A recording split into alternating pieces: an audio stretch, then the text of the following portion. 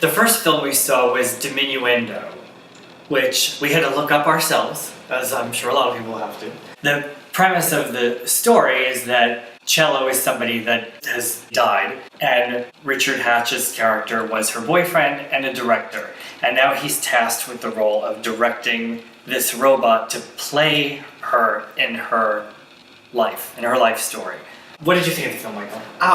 It was a surprise. I wasn't expecting the film to have so much heart and soul into it. You know, just reading a brief premise, I first thought it would be more sci-fi, but it wasn't that at all. It was...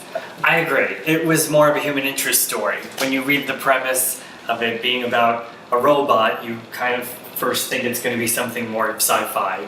But I loved that it wasn't. I loved that I fell in love with these characters. I fell in love with the robot, essentially. A few times throughout the movie, I would think the story was going one way, and then it would totally take me into another direction and on another path, which I love when films do that, because I don't want to know that it's predictable. As it peels away and you see the different layers of him, the different layers of the people around him, all the characters, I just thought it was, by the time you get to the end, it was just a well-rounded film with a good payoff.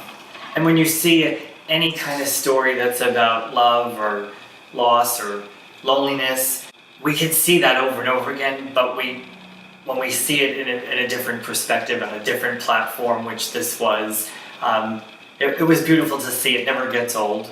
I think Shakespeare's taught us that. Richard Hatch, a lot of people remember him from Battlestar Galactica. Having watched him in this film, playing this tarnished director, this being his last film, you know, I hope he was proud of the work that he did. He just blew me out of the water. I felt like he was the character. He really, from that second scene, just kind of captivated me, and I was with him for the whole way. I loved that his character was flawed, hurt, and he just did an amazing job portraying all of that.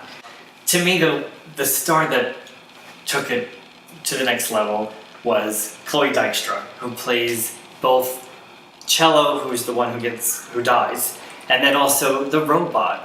I think she did such a great job making you fall in love with this robot. She was very charismatic. As soon as I saw her on the screen the first time, I was captivated by her. And I look forward to seeing her in more stuff. Yes, she did a great job differentiating between Cello the girl versus Cello the robot.